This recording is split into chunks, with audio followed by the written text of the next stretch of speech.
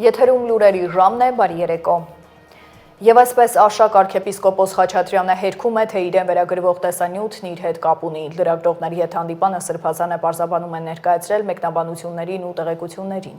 Իր հեռացման պահանջով եպիսկոպոսների հայտարարությունը ցանկացած սցենարի դեպքում նման կեցվածք որդեգրելը դավաճանություն է որակել։ Ինչ վերաբերում է կաթողիկոսի հեռացմանը, Սրբազանի խոսքով կաթողիկոսը ոչ մի հնարավորություն չունի հեռանալու։ Ինքը ոչ մի նախադրյալ չի տեսնում, որ կաթողիկոսը պետք է հեռանա։ Կաթողիկոսին ընտրում է ազգային եկեղեցական ժողովը եւ ժողովի որոշումից դուրս կաթողիկոսի ցանկացած նման որոշում, որ ինքը պետք է հեռանա, դա ավելին չի լինի, քան դասալքությունը։ Արշակ arczepiskopos-ը վստահ է, որ կաթողիկոսն այդպիսի որոշում չի կայացնի, նա ունի եկեղեցու եւ եկեղեցու պատկանելիության բարձր, չափազանց բարձր գիտակցություն։ Սրբազանն ասել է, որ ինքն անմեղ չէ, բայց շրջանառվող տեսանյութերը կապ չունեն իր կյանքի, կենսագրության ու արածների հետ։ Իհարկե, այդ տեսագրությունները կեղծիք են ու սուտ, հայտարարել է arczepiskopos-ը։ Ես խիստ որոշակի վերապահումներ ունեցել եմ քաղաքական գործընթացների վերաբերյալ, որոնք ծավալվում էին Հայաստանում։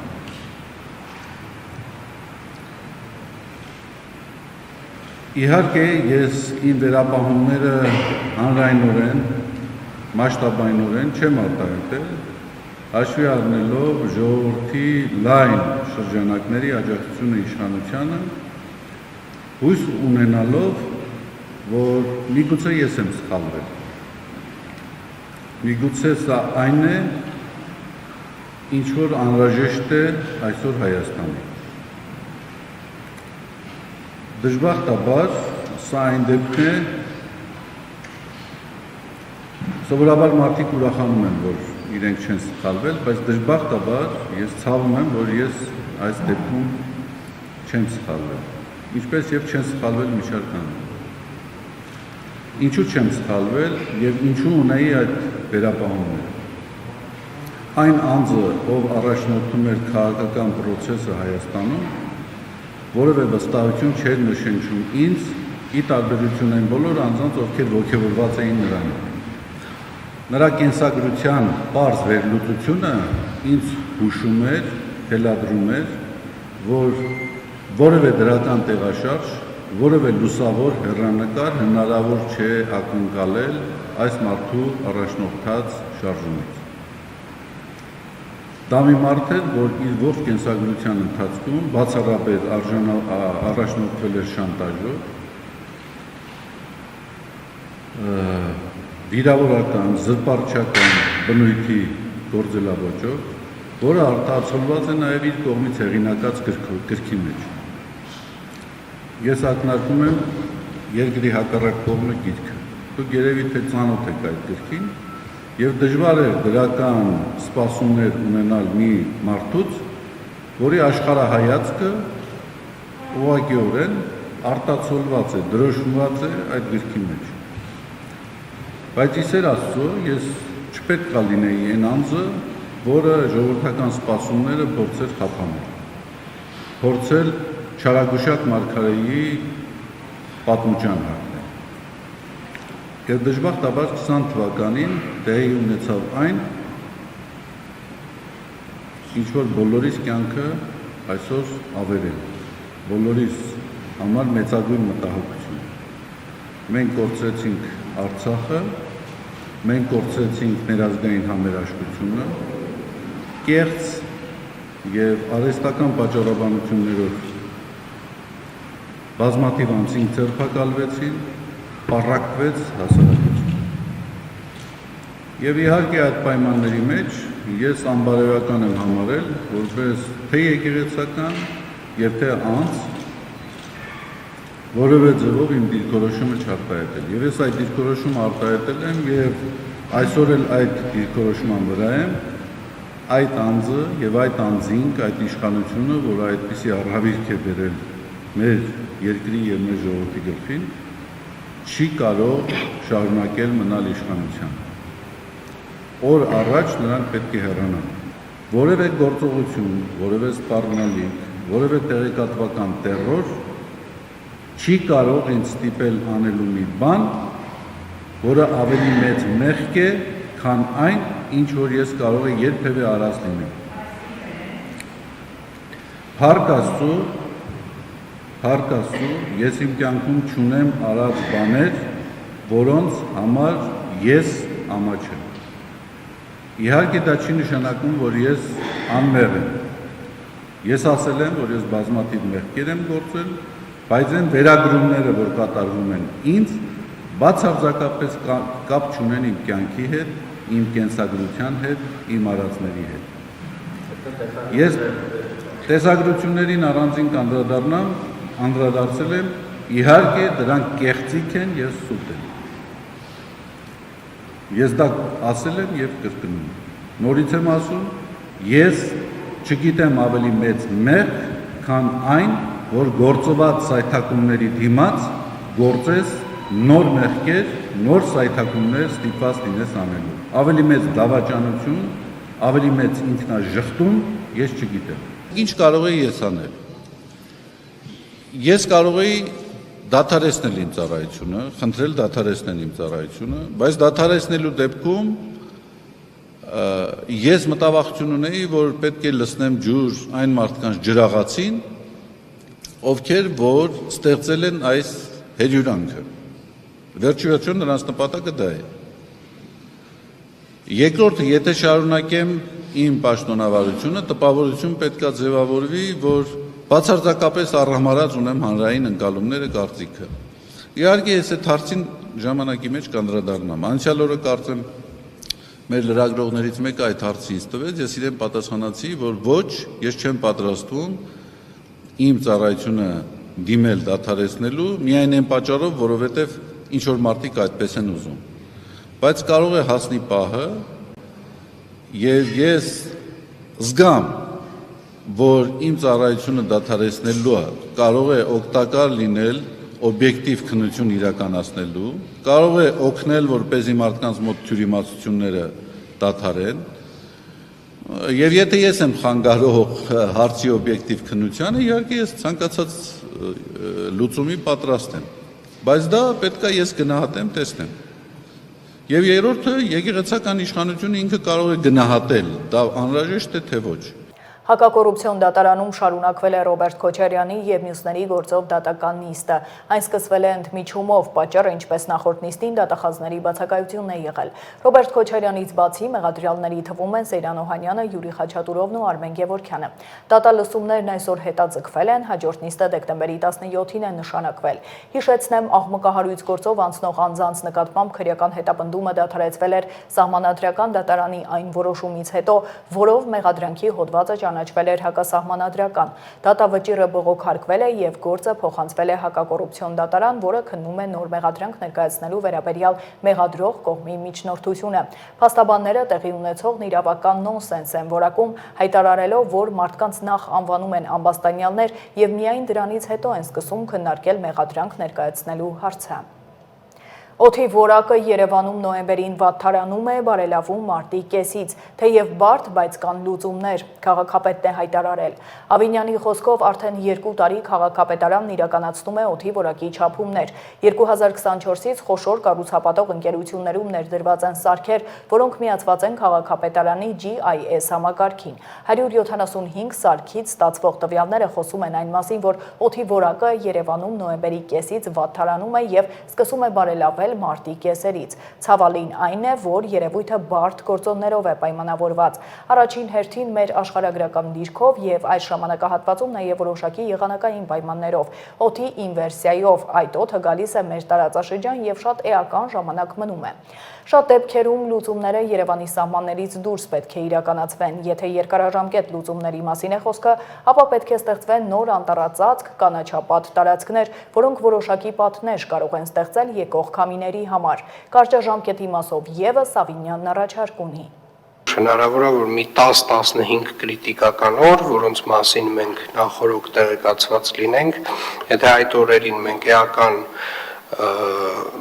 մի փոքր ստանդարտից դուրս երևի թե վարչարարական աշխատանք անենք, պարոն Ղուկասյան, պարոն Բաբայան, հարգելի գործընկերներ, վարչական շրջանի ղեկավարներ, այդ 10-15 օրվա մեր վարչարարությունը կարող է ազդել 45-ից 60 օրվա վրա։ Ինքն խոսքը չի գնում այն մասին, որ օդի որակը շատ լավը կլինի այդ ընթացքում, բայց խոսքը գնում է որ այն մասին, որ տենց 10 օր ճիշտ թիրախային, կետային աշխատանքի դեպքում մենք կարող հնարավորություն ունենալ մոտավորապես մի 20%-ի ազդեցություն ունենալ, որը իրականում էական ազդեցություն է։ Եվ մենք խոսել ենք պարոն Ղուկասյան, ճիշտ է մեր կարգավորումներով դեռևս չկա փոշու ճնշիչ այդ սարքերի կարգավորումը, այդ կարգավորումը դեկտեմբերին կընդունենք, բայց բոլոր կառուցապատողներին արդեն իսկ պետք է տեղեկացնել, որ իրենք հաջորդիվ եւ ես տեսել եմ, որ նաեւ ձեր արված աշխատանքի շնորհիվ նաեւ որոշ կառուցապատողներ, ովքեր որ իրենք էլ են հասկացել, որ առաջին քայլերը դրանք պետք է լինեն, բացի ցանցերից, արդեն իսկ տեղադրել են որոշ սարքեր, կարող եք տեղեկատվություն տաք։ Հարգելի պարոն քաղաքապետ, կան շինհրապարակներ, որ արդեն տեղադրված է, օրինակ Արաբկիր վարչական շրջանում 3 շինհրապարակ ունենք, բայց աշխատանքները շարունակվում են, մենք բոլոր շինարարների հետ կապի ենք եւ կփորձենք նենց անենք, որ մոտ ժամանակահատվածում բոլորը ունենան։ Շատ լավ, իրականում սա շատ փոքր քայլ է, իրականում մենք պետք է հասկանանք, որ շինարարությունը, ավտոմեքենաները եւ տենց մնացյալ այն ամեն ինչը, ինչ որ կա նաեւ ամառվա, գարնան եւ աշնանային սեզոններին եւ ավելի ակտիվ են հիմնականում այդ սեզոններին, ազդեցություն ունեն, բայց դա այն, եթե այդ ազդեցությունը ահռելի լիներ, մենք ամառվա ամիսներին նույն այս ավելի վատ իրավիճակ պետք է ունենայինք օդի որակի տեսանկյունից։ Այս ցավոք սրտի դա, այսպես ասած, մարդածին գործոնները այս երևույթի մեջ ավելի փոքր են իրենց բանով, չափաբաժնով, բայց այդ մարդածին գործոնների վրա ճիշտ թիրախային կետային ազդեցության դեպքում 10-15 օրվա ընթացքում մենք կարող հնարավորություն ունենանք մոտավորապես 1.5-2 ամսվա օդի որակի վրա որոշակի ազդեցություն ունենանք։ Մենք շուտով կհավաքվենք եւ քննարկենք այդ լուծումները, մի փոքր դեռևս տենց վերլուծություններ պետք է անենք, դրանից հետո արդեն վերջնական լուծումները կքննարկենք, իհարկե բարդ լուծումներ են լինելու, տենց էական սահմանափակումների մասին են, բայց կարծում եմ մեր առողջությունը, երեխաների առողջությունը շատ ավելի կարևոր են, քան այն հնարավոր սահմանափակումները, որոնք որ պետք է մտցվեն այդ 10-15 օրերի ընթացքում։ Շնորհակալ եմ այսքանը։ Երևանում թեքահարթակների կառուցման աշխատանքներն ավարտված են 12 վարչական շրջանի 286 հասցեում կառուցվել է 551 թեքահարթակ։ Ծրագրի վերաբերյալ Ավինյանը դիտողություններ ունի, քաղաքապետը բարձրաձայնել է նաև այն խնդիրները, որոնք նկատել է, նաև նշել, որ քաղաքն ավելի ներառական ու ավելի հասանելի դարձնելը հանրային վայրերին իրենց առաջնահերթությունների շարքում է շարունակում մնալ։ Տեղ-տեղ մենք թեքահարթակի տեսակները սխալ ենք ընտրել այն առումով, որ ընտրել ենք մի ուղղությամբ բարձրացող թեքահարթակը, երբ պետք է եղել 3 կողմից մոտեցումներով։ Հասկանալի է, չէ՞, ինչ եմ ասում։ Մի հատ երևի թե այս առումով պետք է ուշադրությունը մեր սևեռած պահենք խնդրի վրա եւ մեր քաղաքի ավելի ներառական եւ ավելի հասանելի դարձնելը հանրային վայրերի մեր առաջնահերթությունների շարքում է շարունակում մնալ, այսինքն միշտ տենց մոտավորապես աշխատանք անելիս մի հատ տենց ինքնուրույն անվասայլակով կամ մանկասայլակով այդ հատվածով պատկերացնում ենք ոնց ենք անցնելու։ Եթե չի ստացվում անցնել, այդ ձևով չենք անում աշխատանքը, փոխում ենք։ Շարունակենք Փլուզում Շիրակի փողոցում գտնվող նախկին դաշնամուրի գործարանում դեպքի վայր են մեկնել փրկարարները։ Պարզվել է, որ մասամբ փլուզվել է եռահարկ շենքը, յուրաքանչյուր հարկը մոտ 430 քառակուսի մետր։ Դրանք ծառայել են որպես պահեստային, արտադրական եւ գրասենյակային տարածքներ։ Եղել է գազի արտահոսք, 1 տուժած հոսպիտալացվել է։ Փրկարարները դադարեցրել են գազի արտահոսքը, սահմանազատել տարածքն ու իրականացրել ճանապարհահատվածի լվացման աշխատանք։ Արզնի կաթնամթերքի 3 արտադրատեսակի արտադրություն կասեցվել է սննդամթերքի անվտանգության տեսչական մարմնի տեսուչները կաթնամթերքի արտադրամասում ստուգման ընթացքում նմուշառում են կատարել արտադրատեսակներից եւ հանձնել լաբորատոր փորձաքննության։ Արդյունքում պարզվել է, որ արտադրվում է վտանգավոր սննդամթերք, կաթիսեր ռեժան 60% արտադրատեսակի նմուշը մեզոֆիլ, այրոբ եւ ֆակուլտատիվ անաէրոբ մանրեներ, կաթ պարունակող մթերք պատրաստված մածունի տեխնոլոգիայով արտադրատեսակի նմուշը աղիքային ցուպիկի խմբի մանրեներ, կատնաշորային պանրիկ չամիչով 9% արտադրատեսակի նմուշը խմորասնկեր ցուցանիշներով չեն համապատասխանում սահմանված պահանջներին։ Այս տեսակների արտադրությունը կասեցվել է, հանձնարարվել է ձեռնարկել անհրաժեշտ միջոցներ արտադրատեսակներն օրենսդրության պահանջներին համապատասխանեցնելու համար։ Խախտումները վերացնելու համար սահմանվել է վերջնաժամկետ։ Այժմ առաջարկում եմ ծանոթանալ աշխարհում կատարվող իրադարձություններին։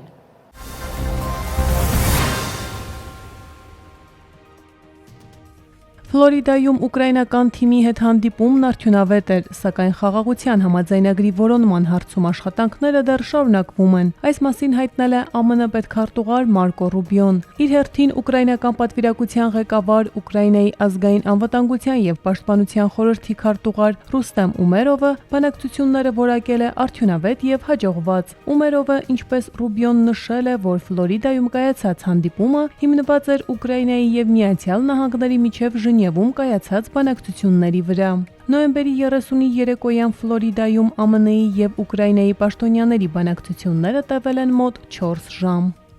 Ռուսաստանի նախագահի մամուլի քարտուղար Դմիտրի Պեսկովի խոսքով Ռուսաստանի նախագահ Վլադիմիր Պուտինի եւ ԱՄՆ հատուկ ներկայացուցիչ Սթիվ Վիթքոֆի հանդիպումը նախատեսված է դեկտեմբերի 2-ին։ Ռուսաստանի նախագահի մամուլի քարտուղարը նաեւ ընդգծել է, որ հանդիպումը նախատեսված է անցկացնել կեսօրին։ Ավելի վաղ նոյեմբերի 28-ին Պեսկովը հայտարարել էր, որ Պուտինը Վիթքոֆի հետ կհանդիպի հաջորդ շաբաթվա առաջին կեսին։ Մինչ այդ Ռուսաստանի նախագահի մամուլի քարտուղարը նշել էր, որ Մոսկվան երբեք չի դադարեցրել շփումները ԱՄՆ-ի եւ Ուկրաինայի հետ։ Նա այս մեկնաբանությունն է արել ԱՄՆ նախագահ Դոնալդ Թրամփի խաղաղության ծրագրի վերաբերյալ։ Միացյալ Նահանգների նախագահ Դոնալդ Թրամփը հաստատել է տեղեկությունն այն մասին, որ հեռախոսազրույց է ունեցել Վենեսուելայի նախագահ Նիկոլաս Մադուրոյի հետ, առանց որևէ մանրամասն հաղորդելու այդ զրույցի վերաբերյալ։ Նախագահական ինքնաթիռում լրագրողները Թրամփին հարցրել են, արդյոք տեղի է ունեցել հեռախոսազրույց, ինչին ի պատասխան ԱՄՆ նախագահը նշել է, որ այո, հեռախոսազրույց տեղի է ունեցել եւ հավելել է, որ զրույցը չի որակի լավ կամ վատ, դա պարզապես հեռախոսազրույց էր։ Ավելի վաղ The New York Times-ը հաղորդել էր, որ Թրամփը նոյեմբերին հեռախոսազրույց է ունեցել Մադուրոյի հետ եւ քննարկել ԱՄՆ-ում հնարավոր հանդիպման հարցը։ Գերմանիայի արտաքին գործերի նախարար Յոհան Վադեֆուլն այն կարծիքին է, որ Եվրամիության երկրները պետք է միմյանց միջև բաժանեն ֆինանսական ռիսկերը Եվրոպայում սառեցված ռուսական պետական ակտիվների օգտագործման դեպքում Ուկրաինային օգնություն ցուցաբերելու համար։ Նա հավելել է, որ հարցի շուրջ բանակցությունները կշարունակվեն հաջորդ շաբաթ, այդ թվում դեկտեմբերի 3-ին Բրյուսելում կայանալիք ՆԱՏՕ-ի երկրների արտաքին գործերի նախարարների հանդիպման ժամանակ։ Աշնան-սկզբից Եվրամիությունում քննարկվում է Ուկրաինային 2026 եւ 2027 թվականներին շուրջ 140 միլիարդ եվրոյի չափով ռեպարացիոն փոխառություններ հատկացնելու հնարավորությունը։ Որպես այս վարկի ապահովում պլանավորվում է օգտագործել ռուսական կենտրոնական բանկի Եվրոպայում սառեցված պահուստները։ Այս գաղափարին ակտիվորեն աջակցում են Եվրահանձնաժողովի նախագահ Ուրսուլա ֆոն դեր Լայենը եւ Գերմանիայի կանցլեր Ֆրիդրիխ Մերցը։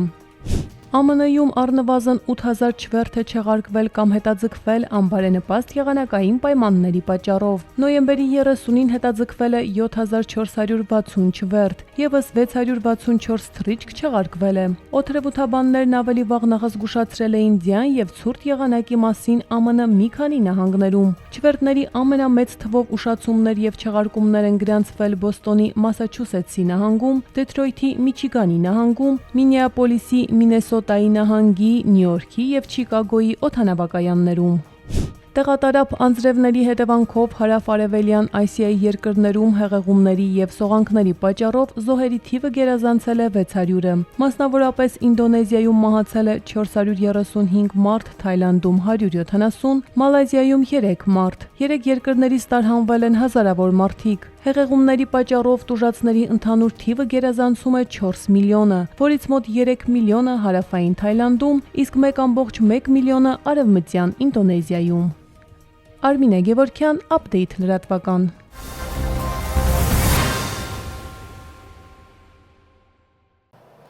Շարունակենք, ոստիկանության 4 ծառայող ազատվել է համակարգից, կայացել է ներքին գործերի նախարարության կարգապահական հանձնաժողովի նիստը։ Մանրամասները տեսանյութում։ Համակարգում կարգապահության եւ բարեվարկության խախտումներին արձագանքելու գործընթացի հրապարակայնությունը ներքին գործերի նախարարության որդեգրած սկզբունքներից է։ Այդ համատեքստում նախարարությունը պարբերաբար ներկայացնում է կարգապահական հանձնաժողովի ծառայողական քննությունների արդյունքները, ապահովելով թափանցիկ գործելաոճ։ Կարգապահական հանձնաժողովի հերթական նիստը տեղի է ունեցել նոյեմբերի 28-ին։ Այն վարել է հանձնաժողովի նախագահ, ներքին գործերի նախարարության գլխավոր քարտուղար Արաֆ Իդանյանը, մասնակցել են համայնքային ոստիկանության գլխավոր վարչության պետը, ներքին անվտանգության եւ հակակոռուպցիոն վարչության պետը, ռազմավարական պլանավորման քաղաքականության մշակման եւ մոնիթորինգի վարչության պետը, ներքին գործերի նախարարության կրթահամալիրի ռեկտորը, ինչպես նաեւ ներքին գործերի նախարարության կարգապահական հանձնաժողովում ընդգրկված հասարակական կազմակերպությունների ներկայացուցիչներ։ Նիստի ընթացքում ուսումնասիրվել եւ քննարկվել են ոստիկանության 8 ծառայողի նկատմամբ իրականացված ծառայողական քննության նյութերն ու եզրակացությունները։ Կարգապահական հանձնաժողովը փաստական հանգամանքները վերլուծելուց հետո որոշում է կայացրել միջնորդել ծառայողական քննությունները նշանակած պաշտոնատար անձանց, 4 ոստիկանի նկատմամբ կիրառել ոստիկանությունից ազատում, 2 ոստիկանի նկատմամբ խիստ նկատողություն կարգապահական տույժերը, իսկ 2 ծառայողի մասով քննարկումը հետաձգվել է։ Հանրապետության տարածքում վաղը եւս կեսօրին առանձին շրջաններում սպասվում են թույլ տեղումներ։ Օդի ջերմաստիճանն էապես չի փոխվի։ Դեկտեմբերի 3-ից 5-ը եղանակը կլինի առանց տեղումների։ Այսքանը դուք դիտում եք Update լրատվականը, հիշեցնեմ վայրկյաններ անց վերլուծությունն է, բաց չթողնեք, իսկ ես ձեզ հրաժեշտ եմ տալիս, հաջողություն։